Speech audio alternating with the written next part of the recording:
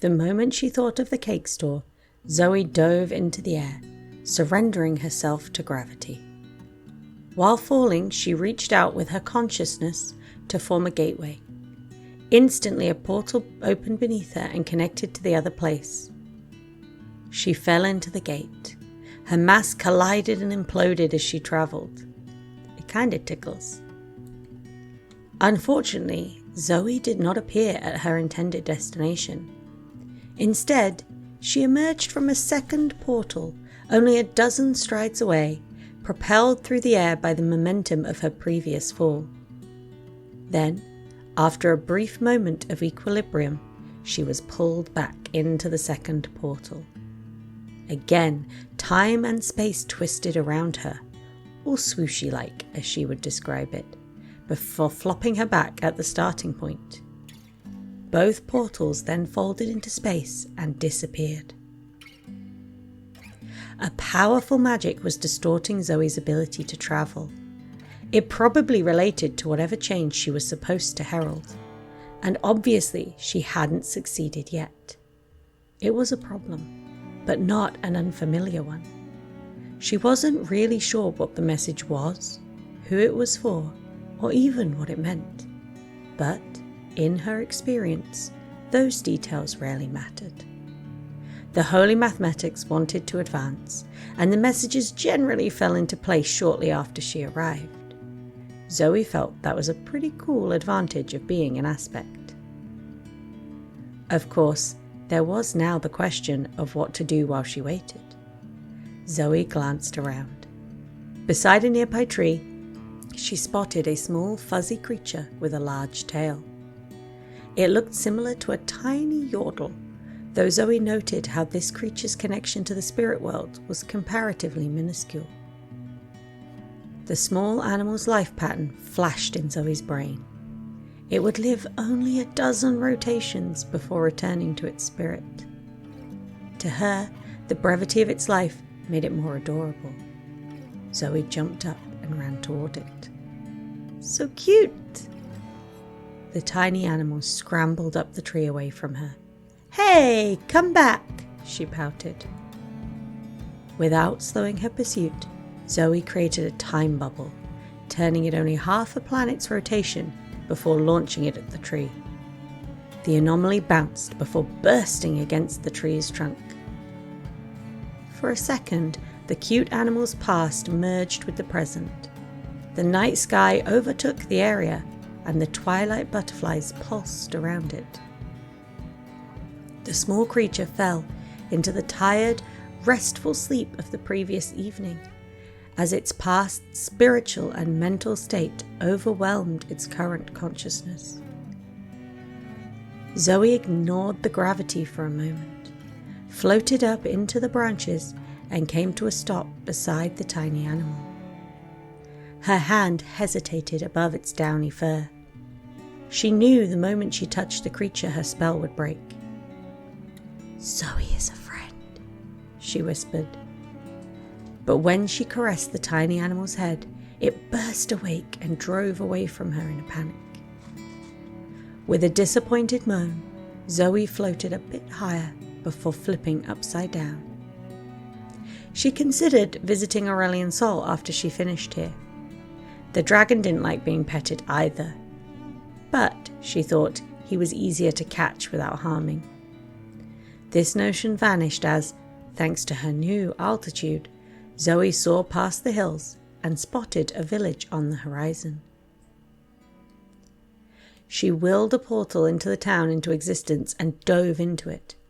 But again, Zoe was only able to create a gate to a few yards away.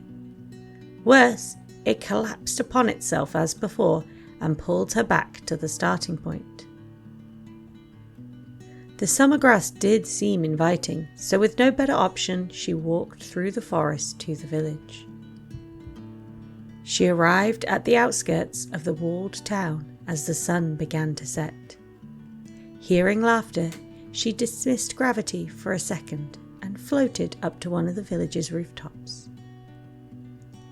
In the centre courtyard, a half-dozen mortals were playing. They were almost exactly Zoe's size, unlike the children or adults she had encountered more recently in her tour of the planet. One of the males chased a female around in a circle. Both were laughing. The rules of the game were unclear. Zoe focused on the girl's beautiful red dress, wondering if the coloration represented something. Even if it wasn't a part of the game, Zoe liked it. The girl seemed taller than the other females, and Zoe felt the girl might know things she needed to learn. The male was also interesting, but in a completely different way. She could tell his current incarnation would be short-lived, but Zoe suspected it would be amazing if he chased her. There was something wonderful about his chin and the shape of his lips. She swallowed nervously. It had, after all, been a very long time since Zoe was a mortal or had even visited this realm. She was strangely worried the group wouldn't accept her and she would be left out of whatever they were playing. Two of the other boys, decidedly less interesting ones, began kicking a ball between themselves. This game, Zoe remembered. Emboldened by this connection, Zoe swooped down from the rooftop to the middle of the group. "Hi," she said, while turning the base of her hair into a colour that mimicked the tall female's dress. "A spirit!" the interesting boy said with wide eyes. Then he screamed, "Run!" Zoe felt she should point out she was an aspect rather than a spirit, but she was uncertain if this cry was a part of the other game's rules. "Actually, I'm here with a message, but if you wanted to play, I have plenty of time," she said as she launched after them. Then she flew as casually as she could alongside the tall girl. "Your red outfit is so cool. Does the colour mean something?" Zoe asked. But her attempt at starting a conversation hardly mattered. As she spoke, the tall girl was pulled into a house by the interesting boy. He then slammed the heavy wooden door shut, blocking Zoe's path.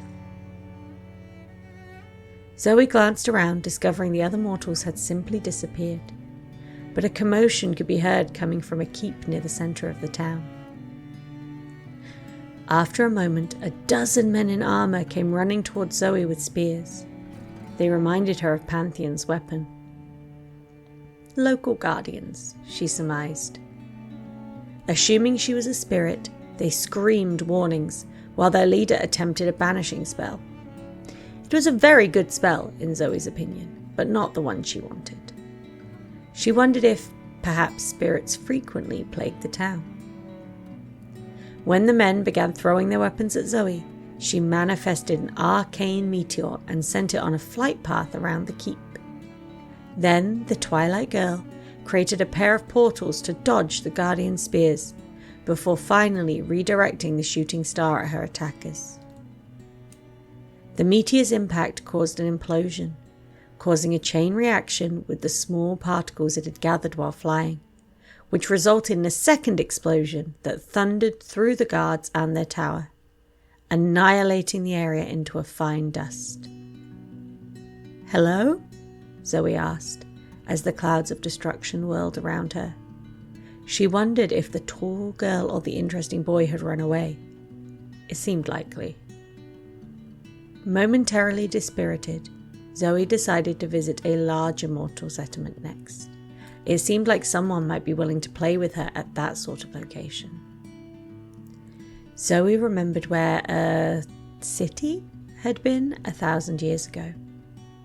On instinct, and despite her previous failures, she willed a portal to it, and she was pleasantly surprised when a gateway opened to her intended destination. "Oh, cool," she said, happy to be able to travel again and eager to deliver her next message. As Zoe stepped out of reality, she wondered if the new crater would lead some mortals to find the world rune that was nearby. The tall girl or that interesting boy might even be the ones to discover it.